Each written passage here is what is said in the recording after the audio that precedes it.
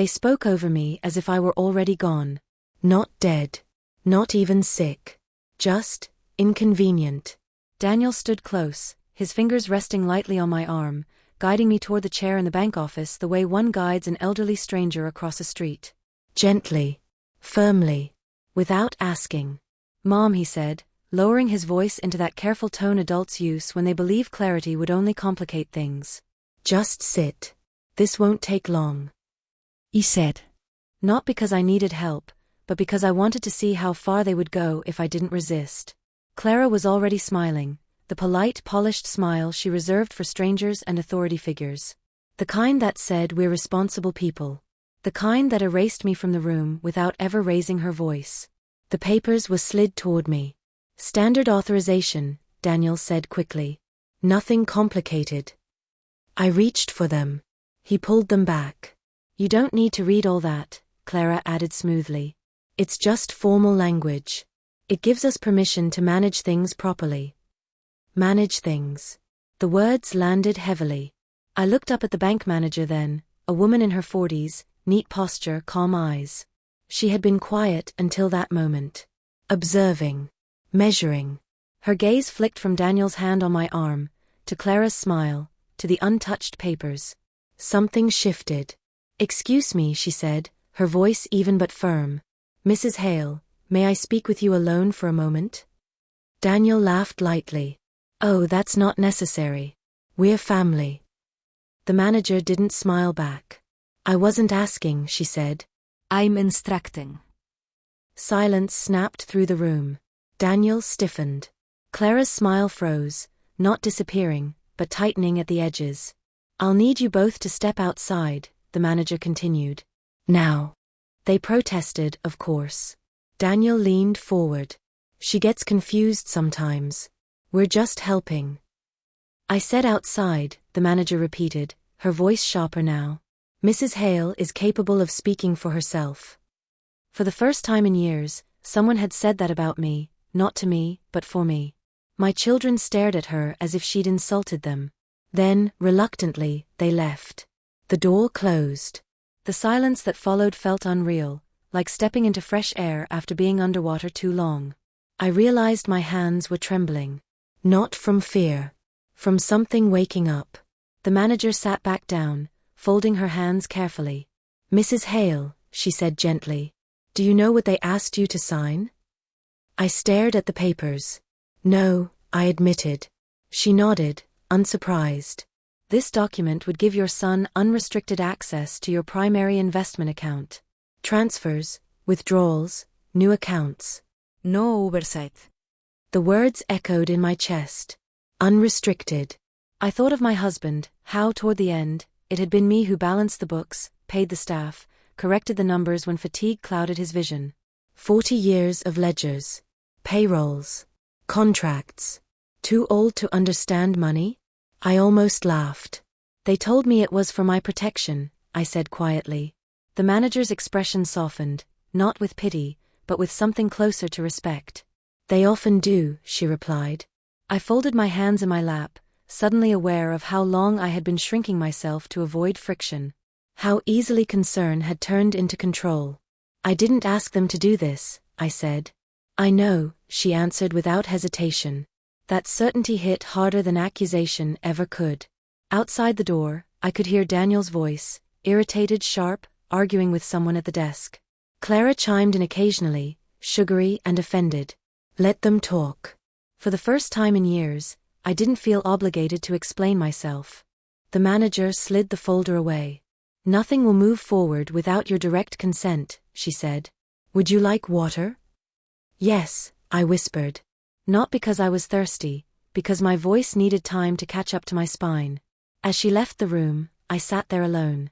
74 years old. And for the first time in a long while, completely awake.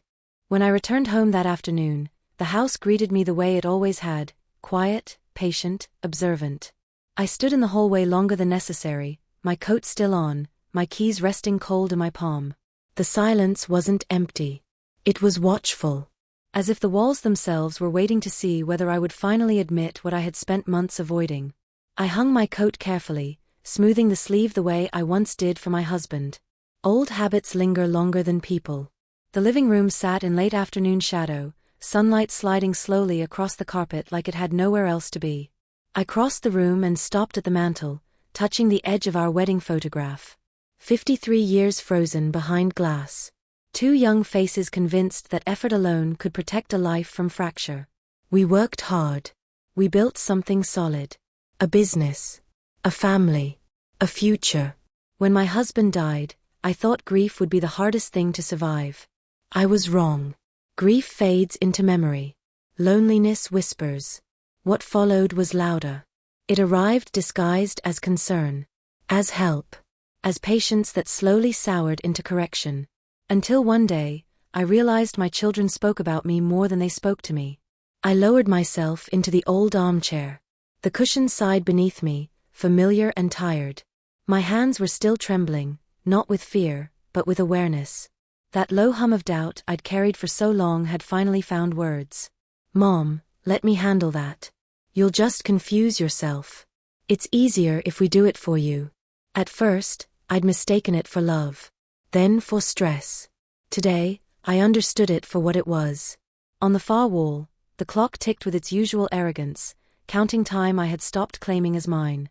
I thought again of the bank manager's voice. "Mrs. Hale can speak for herself." No one had said that to me in years. Not the doctor who explained medications to my son instead of me. Not the insurance agent who answered Daniel's questions while I sat 2 feet away. Not my own children, who had begun referring to me in the third person while I was still in the room. I rose and went to the window. Outside, the sea churned restlessly, waves colliding with the rocks as if arguing with the shore. I had always loved that view. It reminded me that resistance didn't mean weakness. Sometimes it meant survival. On the small table by the window sat a stack of unopened mail. I stared at it. Bills. Statements. Notices. Clara had insisted on handling all of it this past year. "Less stress for you," she'd said. "Just sign when we tell you to. Details matter though. They always have." I picked up the stack, flipped through the envelopes, reading return addresses I should have recognized. A credit company I didn't remember. An insurance provider I never chose. A tightening formed in my chest. I set the envelopes back down, not ready to open them yet, but no longer willing to pretend they didn't exist. In the kitchen, the light was colder. I filled the kettle and set it on the stove, not because I needed tea, but because routine can steady a shaking mind. As the water heated, a memory surfaced. Daniel at 12, standing on a stool beside me, splashing water everywhere as he helped wash dishes. He'd asked why I always double-checked the shop's numbers when his father already did them. "Because trust doesn't mean blindness," I'd told him. "It means responsibility." He'd laughed then. I wondered when that lesson stopped mattering. I carried my tea to the table and sat, watching the steam curl upward. I should have felt tired. Instead, I felt alert in a way that unsettled me. It is a strange realization, to understand that your usefulness to others depends on your silence. I looked down at my hands. Older, yes. Lined with time. But steady. Not broken. That night, sleep avoided me. Not from fear. Fear is something I learned to live with long ago. This was something else, a quiet urgency that pressed against my ribs. Around 3 in the morning, I rose and wrapped myself in my robe. The house was silvered by moonlight, shadows stretching long and honest across the floor. The stack of envelopes waited where I had left it. I pulled out a chair and sat. The first envelope was from the bank. A statement. At first glance, nothing unusual. Then a line caught my eye. An automatic transfer I didn't recognize. Then another. Small amounts. Carefully spaced. Quiet enough to go unnoticed unless you were looking. I opened the next envelope. An insurance policy. Adjusted premiums. A beneficiary change. My signature appeared at the bottom. It was shaped like mine. But it wasn't my hand. Something settled in my chest, not shock, but recognition. Like finding something you suspected was missing exactly where you feared it would be. More envelopes followed. A credit card statement from a company I had never applied to. Service charges for accounts I had never opened. A loan inquiry, marked approved pending verification. My name signed again. Practiced. I pressed my palms flat against the table, grounding myself. My children had never been cruel. But cruelty isn't required to do harm. Entitlement is enough. Especially when wrapped in the language of care. I could hear Daniel's voice in my mind. We're just helping, Mom. Helping themselves to my silence. A floorboard creaked somewhere down the hall. The old house settling. Listening. I should have looked sooner, I whispered. The house didn't argue. I opened the drawer where I kept things I didn't want to face. Old check registers. Tax letters. Papers from the year after my husband died. And then I found it. A small leather ledger. My ledger. The one I used when I ran the shop's books. Page after page of careful handwriting. Balanced columns. Precise totals. Proof. That woman hadn't disappeared. She'd just been asked to step aside. I gathered more folders. Bills addressed to my home but mailed to Daniel's address. Documents listing him as my financial agent, authority I never formally granted.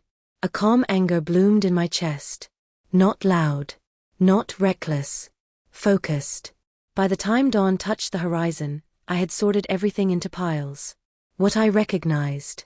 What required answers. What felt like trespass. I leaned back on the sofa, the papers spread around me like a map of every place I had looked away. For years, my children told me I was overwhelmed. Confused. Too old to keep up. I believed them because believing them was easier than questioning their motives. But that morning, the silence felt cleaner. And I knew I was done pretending. The sun was already climbing when my phone vibrated against the table. I hadn't heard it ring. I had been too focused on the neat, deliberate rows of paper spread before me, evidence of a life rearranged without my consent.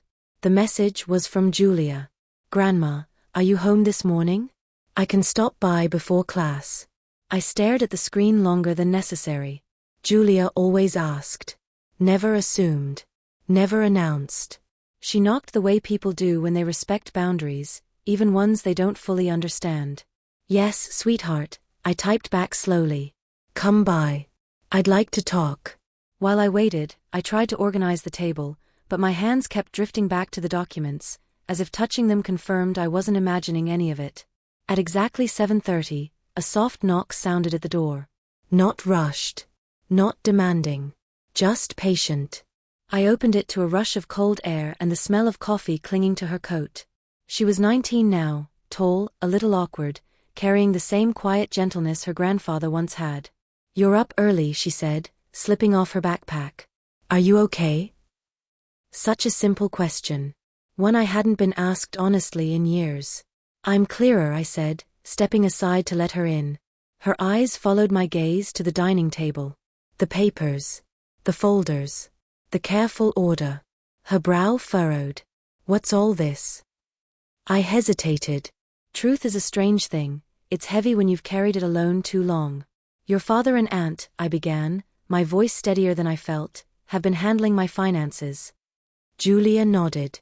They said you asked them to. I didn't, I said quietly. Not the way they've done it. She reached for one of the documents, scanning it. Her fingers trembled. Grandma, she whispered. This isn't just wrong. It's illegal. I watched her, remembering the little girl who used to count seashells on my porch, whispering numbers under her breath like prayers. People don't always need bad intentions to do bad things, I said. They just need to believe they're entitled. Julia sat down slowly. Dad always said you were overwhelmed. That it was easier if he handled everything.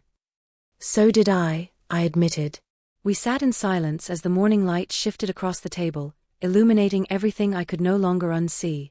She reached across and took my hand. What are you going to do? The question startled me. No one had asked me that yet. They had told me what I should do. What I needed. What was best for me. But no one had asked what I wanted. I don't know, I said honestly. But I know I won't stay quiet. Her jaw tightened. You shouldn't have to do this alone. I won't, I said gently. But this part, I need to begin it myself. When she left for class, I stood in the doorway long after her footsteps faded. The sea was louder that morning, restless. As if it sensed something shifting. Daniel called before noon. His name flashed across the screen, insistent. I let it ring. And ring. On the fourth call, I answered. Mom, he began immediately, irritation already threaded through his voice. You left the bank early yesterday. Clara and I were worried. I left because there was nothing left to discuss, I said calmly. A pause. That manager overstepped, he snapped. She embarrassed us. We're just trying to protect you. There it was. That word again. I'm not in danger, Daniel, I said, staring out at the water. You are, he insisted. You don't realize how vulnerable you are. Scams. Bad decisions. You're not as sharp as you used to be. I managed finances for 40 years, I replied. When did that stop counting? Things have changed, he said sharply. You forget things. You get overwhelmed. Clara and I agreed it's better if we take responsibility. Responsibility. Not requested. Not granted. Taken. What exactly are you protecting me from? I asked. Silence. Then Clara's voice whispered something in the background. From mismanaging your accounts, Daniel said finally. I looked at the pile of papers on my table. It seems someone has been managing my accounts without my knowledge, I said. The silence this time was colder. You're misunderstanding, he said. We stepped in when you got confused. Confused is a convenient word, I replied. I know about the accounts. The transfers. The signatures. Another pause. You're being dramatic, Clara's voice cut in. This is exactly why we wanted you to sign the authorization. It would make everything official. Official for whom? I asked. Daniel exhaled sharply. We're coming over tonight. I don't think that's necessary. It is, he insisted. You're making decisions without guidance. I'll let you know when I'm ready to talk, I said. And I ended the call. The quiet afterward felt earned. That afternoon, messages followed. We're only trying to help. Please stop making this difficult. We'll handle everything once the paperwork is sorted. I didn't respond. Instead, I sat by the window with my tea, watching gulls fight the wind with stubborn wings. A woman who has survived a lifetime doesn't suddenly become helpless, no matter how useful that belief is to others. The next morning, I dressed with purpose. I chose the dark wool coat I used to wear when I still worked beside my husband. Worn at the cuffs, but solid. I gathered my folders. The bank opened at 9. I arrived early. And for the first time in years, I walked through those doors alone. The parking lot was nearly empty when I arrived. I sat in my car for a moment, hands resting on the steering wheel, watching the tall grass along the sidewalk bend beneath the morning wind. Fragile, some might say. And yet it refused to stay still. When I finally stepped inside the bank, the lobby was quiet. A young teller looked up in surprise, then smiled. Good morning, Mrs. Hale. Do you have an appointment? I need to speak with the branch manager, I said. My voice didn't waver. She nodded and gestured toward the waiting area. I sat, my folders resting heavily in my lap, smoothing their edges with my thumb the way I once smoothed receipts before filing them away at the shop. When the manager appeared, recognition flashed across her face. Mrs. Hale, she said warmly. I'm glad you came back. Her office felt different than it had the day before, less tense, more deliberate. She waited until I was seated before taking her place behind the desk. How are you feeling today? She asked. I'm thinking clearly, I said. And I need copies of every account tied to my name. Every transfer. Every policy. Everything my children may have touched. Her expression shifted, not to pity, but to respect. Of course, she said. It may take a little time. I don't mind waiting. Printers hummed. Pages stacked neatly. The evidence of my own life slid into place one sheet at a time. When she returned, she placed the papers carefully between us. There's quite a bit here, she said gently. Some of these accounts were opened online. The authorizations aren't consistent. I flipped through the pages. Transfers labeled family support. Deposits into Daniel's account. Fees I never approved. Then something else, a line of credit. Inactive, but approved. Your children applied for this 3 months ago, the manager said quietly. We flagged it. The documentation didn't look right. My heart didn't race. It didn't break. It simply settled. Can these accounts be frozen? I asked. She didn't hesitate. Yes. Temporarily. Until you speak with an advisor or attorney. Freeze everything they can access, I said. She nodded. No transactions will proceed without your direct approval. Direct approval.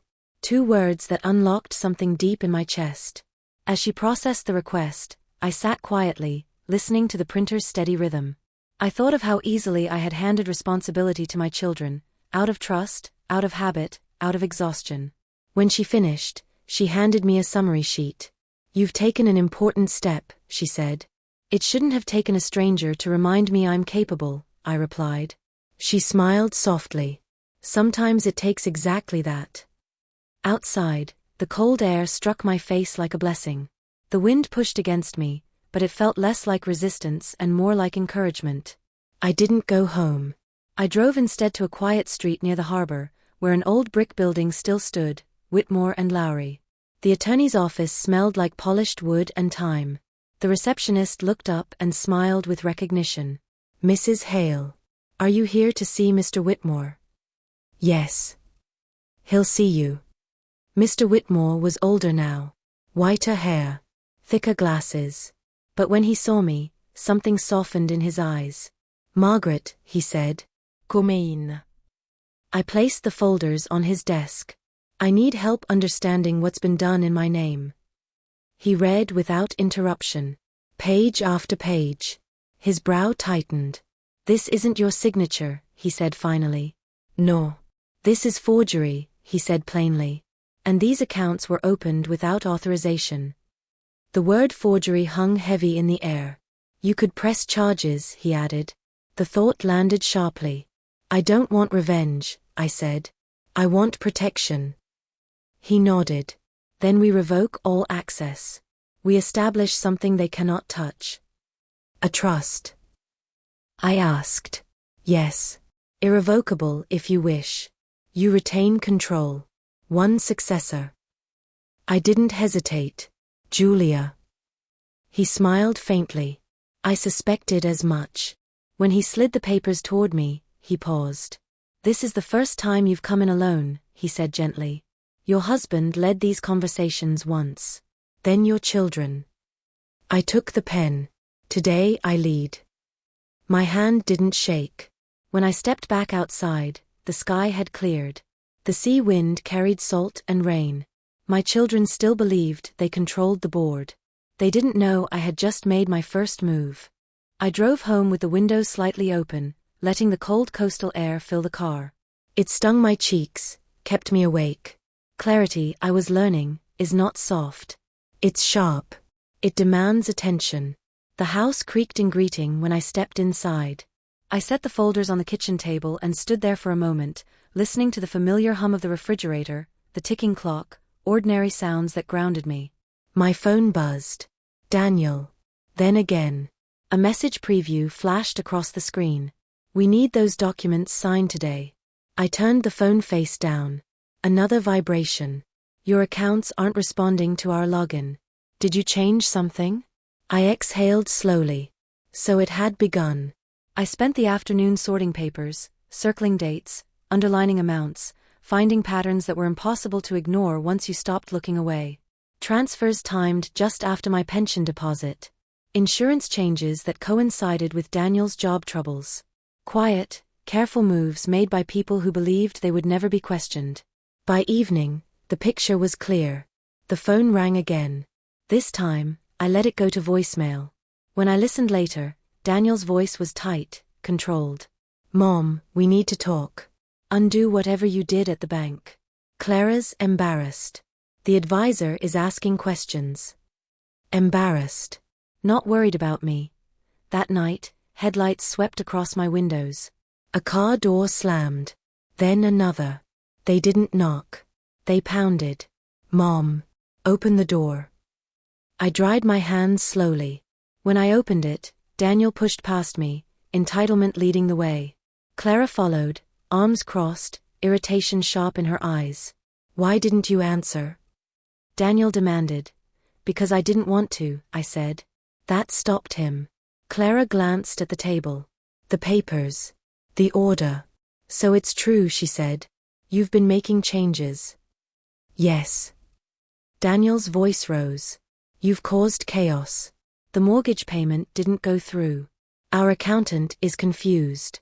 "Your accountant," I corrected. Clara softened her tone. "This isn't safe. You're not thinking clearly." "I'm thinking more clearly than I have in years," I replied. I looked at them, my children, and felt something settle. "I understand that accounts were opened without my consent," I said. "That money was moved. That my signature was forged." Daniel flinched. "That's not what happened." "I'm stating facts," I said. He stepped closer. "If you don't reverse this, you're forcing our hand." "I'm not afraid of your hand," I replied. "I'm afraid of losing myself." They left angry. The house exhaled. The next morning, their silence arrived. No calls. No messages. I expected it to hurt. It didn't. Instead, it clarified. I watered the plants. Opened the curtains. Let light into corners I'd neglected. Silence, I realized, can be punishment, or it can be peace. Julia came by around noon. "They're furious," she said quietly. "Dad says you're confused." "I've never been clearer," I replied. She squeezed my hand. "I'm proud of you." That word warmed me in a way anger never could. Later that day, a single message arrived. "We need time to think." I looked out at the sea, calm and steady. So did I. The morning I finalized everything, the sky was the color of brushed steel. No storm. No sun. Just honesty. I woke before dawn, not from anxiety, but from certainty. There are moments in life when a decision settles so fully into your chest that it no longer asks questions. It simply asks for action. I gathered the documents Mr. Whitmore had prepared and placed them carefully into my old leather satchel, the one I used to carry receipts and payroll records years ago. It felt right to use it again. Some tools remember their purpose long before we do. The streets were quiet as I drove into town. Shops still dark. Traffic lights blinking lazily, as if even the city hadn't fully woken yet. The attorney's office glowed softly from a single lamp. Mr. Whitmore was already there. "You're early," he said gently. "I'm ready," I replied. He led me into his office where the papers lay neatly stacked. Trust documents. Access revocations.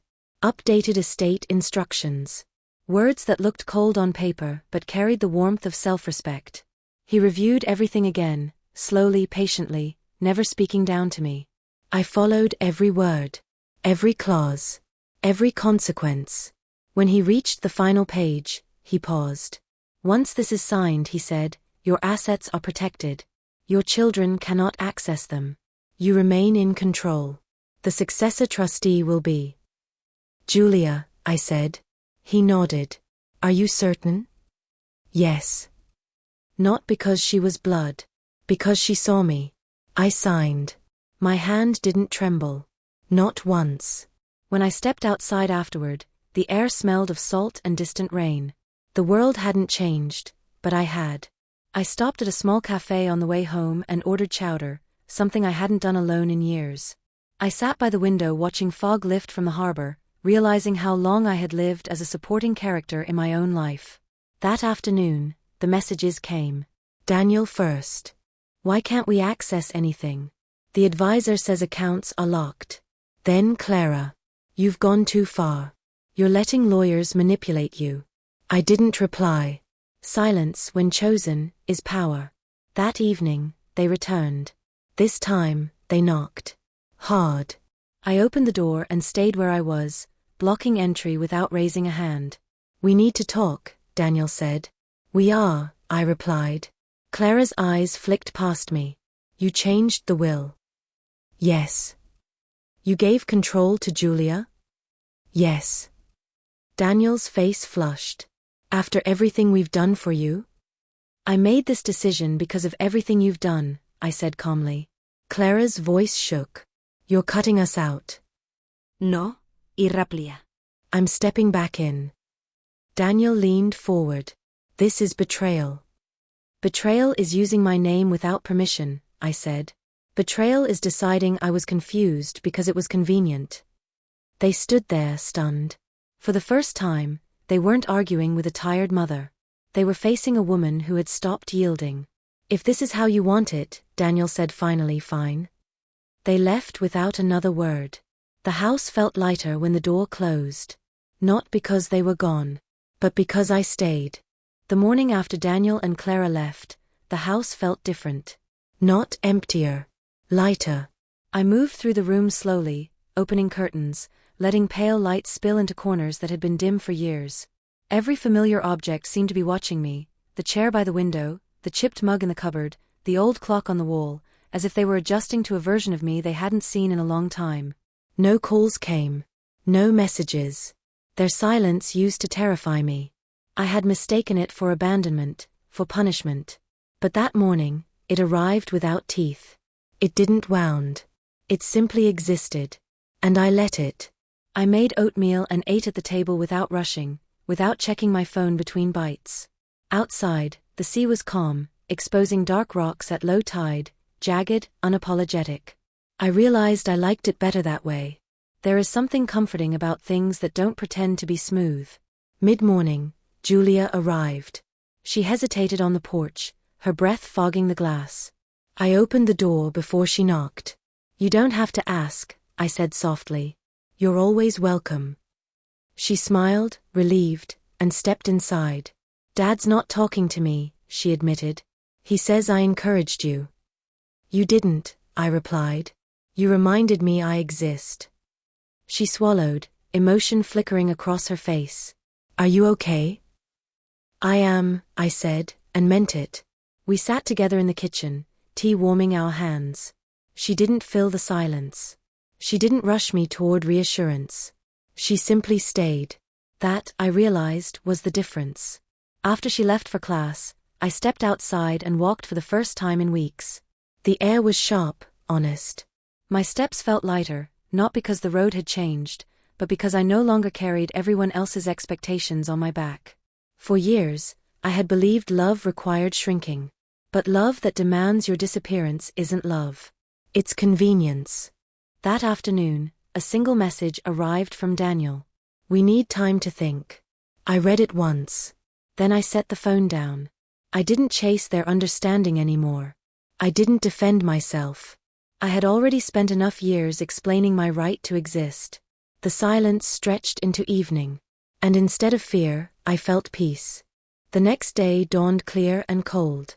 I woke early and stood by the window, watching the sea breathe in slow, patient waves. The trust documents rested quietly in my drawer, not hidden, just settled. Waiting for the day they would matter. I knew my children would interpret my choices as betrayal. They would say I had changed. That I had been influenced. That age had made me stubborn. But what I had really done was remember. I wasn't confused. I wasn't fragile. I wasn't finished. Later that morning, I stopped at the cafe again. Sat alone. Watched people hurry past the window with lives that didn't orbit around me. For the first time in years, I didn't feel left behind by the world. I felt present in it. When I returned home, I placed an old photograph on the mantel, Daniel at 10, holding a trophy too big for his arms. Not as a wound. As a reminder. Love and boundaries can coexist. But only when both are respected. As the sun lowered, I stepped onto the porch and let the wind press against my face. It didn't ask permission. It didn't apologize. It simply existed. So did I. And if there is one thing I would tell anyone who has ever been spoken over, dismissed, or told they don't understand their own life, it is this. Don't wait for permission to protect what belongs to you. Age does not erase your authority. Silence does not mean consent. And dignity, once reclaimed, changes everything.